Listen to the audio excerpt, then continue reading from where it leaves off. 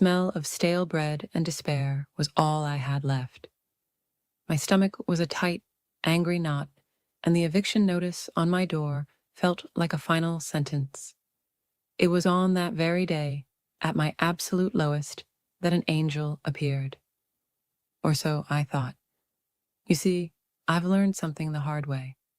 Be careful of angels who ask for your wings in return for lifting you up. Some acts of kindness are not gifts. They are cages, gilded and beautiful, but cages nonetheless.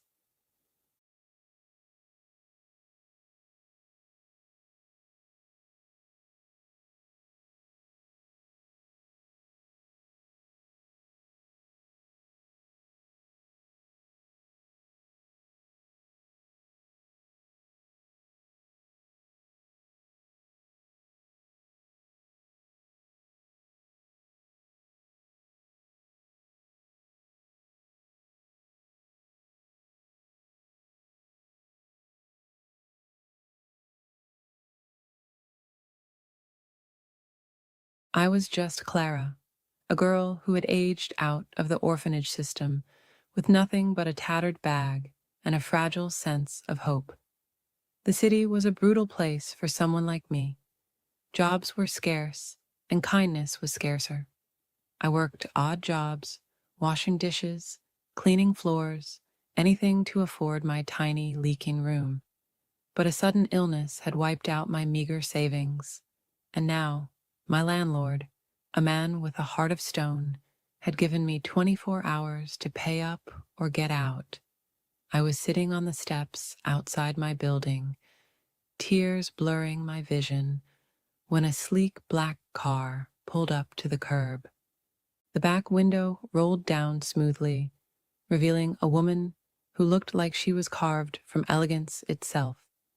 She had kind eyes, framed by silver hair, and a warm, gentle smile. "My dear," she said, her voice like soft velvet, "you look terribly distressed. Is everything all right?" I just shook my head, too ashamed and overwhelmed to speak. The woman opened her car door. "I'm Evelyn," she said, stepping out. She wasn't just well-dressed. She radiated a kind of calm authority. She listened patiently as I choked out my story of debt, illness, and impending homelessness. I expected pity, maybe a few Naira notes pressed into my hand before she drove away.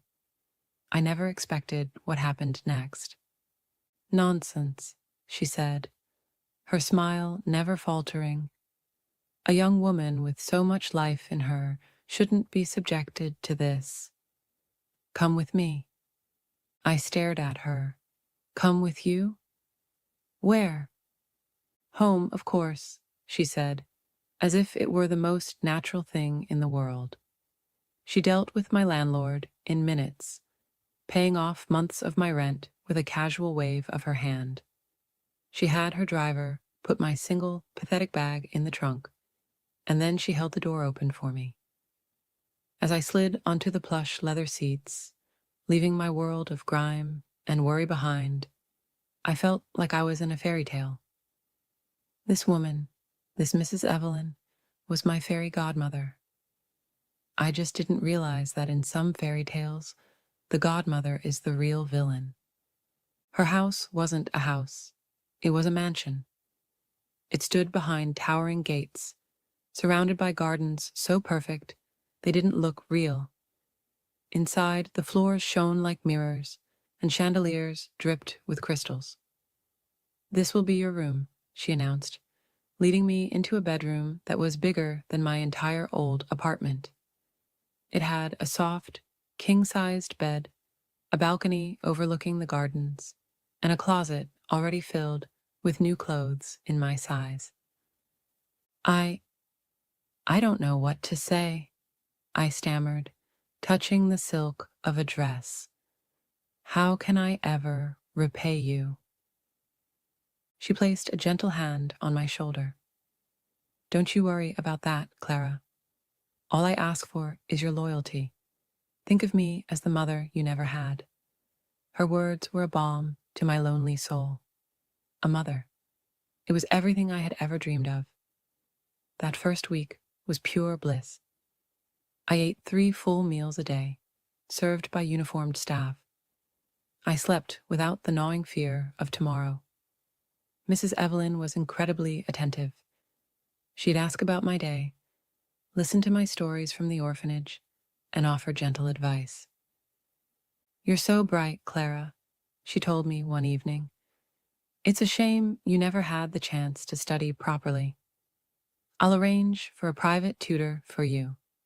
She gave me a job too, a simple one, helping her organize her charity events. The pay was more than I'd ever seen. It felt like I had finally found my place in the world. But it's funny how, when you live in a golden cage, it takes a while to notice the bars. The first bar was small. "That dress is a lovely color on you, my dear," she said one morning, "but I think the blue one would be more appropriate for today's luncheon. It sends a better message." I changed without a second thought.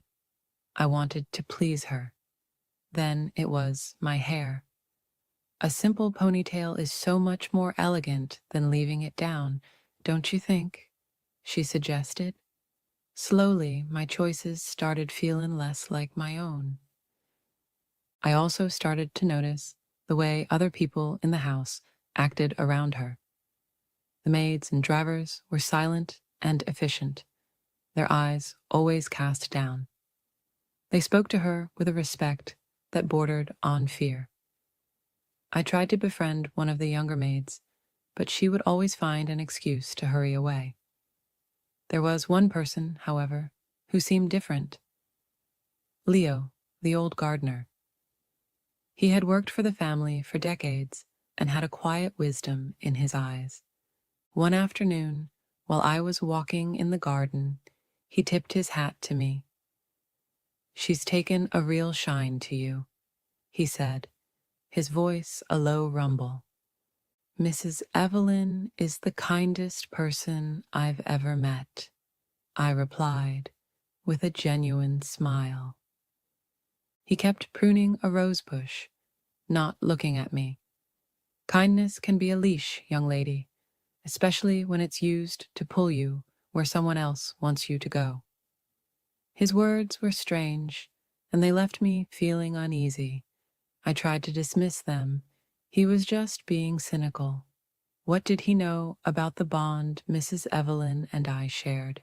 My world felt complete, yet a part of me felt a growing sense of isolation.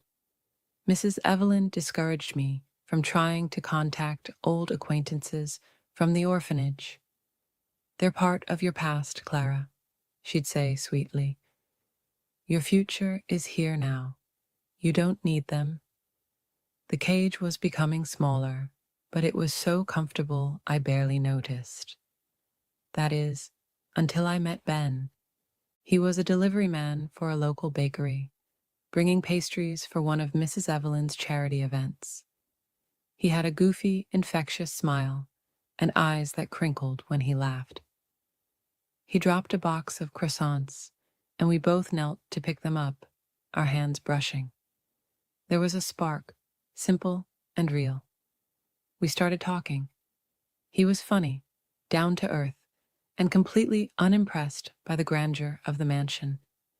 He saw me, Clara, not Mrs. Evelyn's charity case.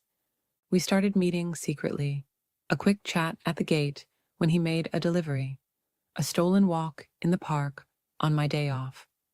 Being with Ben felt like breathing fresh air after being in a sealed, air-conditioned room for too long.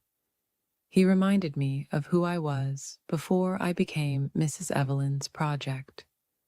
Of course, I couldn't keep it a secret for long. Mrs. Evelyn found a note Ben had slipped me. She didn't yell. She never yelled. Her disappointment was a quiet, suffocating weapon. She sat me down in her lavish living room, her face a mask of sorrowful concern. "Clara, my dear," she began, her voice dripping with pity, "I had such high hopes for you. This boy, What can he offer you? He's a nobody. He's a good person, I said, my voice trembling. He makes me happy. Happiness is fleeting, she countered smoothly. Security, position, respect, those are the things that last. This boy, he sees you living here, and he wants to take advantage. Can't you see that? He wants to use you to get to my wealth. Every word was a carefully placed drop of poison. She was twisting Ben's genuine affection into something ugly. That's not true, I protested. Her eyes hardened for a fraction of a second before the soft, motherly look returned. I'm only trying to protect you, darling. I've seen this happen before. Men like him prey on girls like you. I forbid you to see him again. It's for your own good. I forbid you. The words echoed in my ears. This wasn't a suggestion. It was a command. My fairy godmother was showing her true colors. I refused for the first time. I told her I would continue to see Ben. Her smile vanished.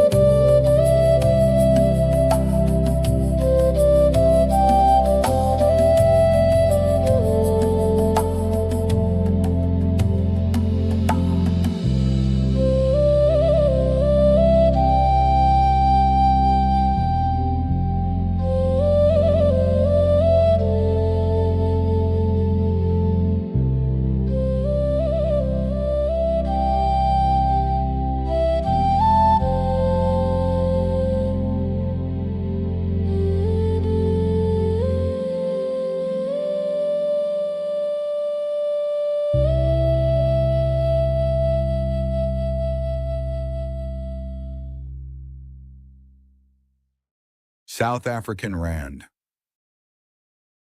The sea always whispered before dawn in the village of Oruma. It wasn't the loud crash of waves, but the quiet pull of something ancient. Every morning the fishermen would wake to that sound, stretch their tired arms and push their wooden boats into the gray water. But among them was one man who never seemed to belong. His name was Tayo. People called him the slow fisherman. Tayo wasn't weak, lazy, or foolish. He simply refused to rush. While others threw their nets before sunrise, he sat by the shore, sharpening his hook, waiting for something only he understood. His wife, Abebe, didn't understand it either. She'd stand at the doorway of their small hut, arms crossed, her headscarf tight. "You'll come back empty again," she'd say, voice flat from too many disappointments. Tayo would smile, the same calm smile every time. "The sea doesn't forget a promise," he'd say. Nobody knew what he meant. They thought it was an excuse. One morning the sky looked strange, too calm, like the world was holding its breath. The other fishermen hurried out early. Tayo waited until the sun touched the edge of the sea. Then he took his paddle, pushed off alone, and disappeared into the light. The water that day was smooth as glass. No waves, no wind, only silence. He dropped his net, then sat still. Hours passed. The sun rose, burned hot, and began to sink again. Not a single tug. His throat was dry, his stomach empty. The horizon began to fade when something strange happened. A small ripple appeared in the water, then another. Then the sea around his boat began to move, slow at first, then with rhythm, like it was breathing. Tayo gripped the side, his heart pounding. He thought it was a current, until he saw it, a silver fish. Longer than his arm, glowing faintly under the water. It didn't move like a fish. It hovered, watching him. Then it spoke, not with words but inside his mind. "You have waited long, son of Aruma." Tayo froze. His lips parted, but no sound came out. The voice came again, steady, calm. "You have waited as your father did. You have honored the old promise." He swallowed hard. "What promise?" he whispered. The fish circled once. The glow grew brighter. "A promise made before you were born. To return what was taken. The sea remembers." Then the fish dove, pulling his net down with it. He tried to hold on, but the force was too strong. The rope burned his palms. The boat tipped. The next thing he knew, cold water swallowed him whole. Darkness. When he opened his eyes, he was standing, not swimming, standing on something solid. Yet water surrounded him. The air shimmered. Shapes moved in the distance. He realized he was breathing underwater. Before him stood a woman dressed in silver scales, her eyes endless and ancient. "You are the son of Abene," she said. Her voice carried like a song through the sea. "Your father broke his word." Tayo's chest tightened. "My father was a fisherman." "He died at sea." She nodded. "Yes, because he promised the sea a gift, and he never delivered it. He took more than his share. The ocean gave him life, and he repaid it with greed. His debt was passed to you." Tayo shook his head. "What debt?" "We are poor. We've given everything." The woman stepped closer. "Not everything. The promise was this. One day a fisherman from his line would offer the sea something priceless, and in return, the sea would bless his blood forever." He frowned. "And what does the sea want?" She smiled, but it wasn't kind. "A life freely given. A pure heart offered to the water." He felt his body go cold. "You want my life?" She tilted her head. "Not yours if you have something of equal worth." He thought of Abebe, of their son, born sick and thin, barely surviving each season. He thought of the hunger in their home, of the looks from other fishermen's wives. His heart sank. "I have nothing," he whispered. The sea woman stepped back. "Then you are not ready. But remember, the sea does not forget a promise." And with that, everything vanished. Tayo woke up gasping on the shore, his boat half broken beside him. It was morning again. Villagers ran toward him, shouting. "He's alive!" is what they cried. "The sea returned him!" He didn't answer. He just stared at the water. Days passed. He stopped fishing. He stopped eating. He sat by the shore, watching the tide. One evening, Abebe came to him. "You've gone mad," she said. "The children need food." He looked at her, his eyes hollow. "The sea spoke to me. It asked for something." She laughed bitterly. "Then tell the sea we have nothing left to give." He turned his face away. That's the problem. We owe more than we know. That night, the wind changed. The ocean turned wild, waves crashing harder than anyone had seen. Boats broke loose. The sky turned red. People ran inland. But Tayo stood there, unmoving. The storm didn't touch him. The next morning, the village found the beach covered with dead fish. The elders said it was a warning. The sea was angry. For weeks, the fish disappeared from the coast. The people went hungry. Every prayer failed. Every ritual ended in silence. Until one night, Tayo disappeared again. Abebi found a note carved on wood. The sea doesn't forget a promise. The villagers searched for him for days. Nothing. The ocean was calm again. Fish returned. The storm stopped. Life resumed. But then something stranger began. Whenever a child was born near the shore, they came into the world holding a tiny silver scale in their hand. Doctors couldn't explain it. Elders called it a blessing. The fish returned in greater numbers than ever. The village grew rich. People built new boats, new homes, new dreams. Years passed. Abebi grew old, her hair white like sea foam. One evening, as the sun sank low, she walked to the water's edge. The sea was calm, glowing with the same faint silver light. She whispered, "You kept your promise, Tayo." Then a wave reached her feet.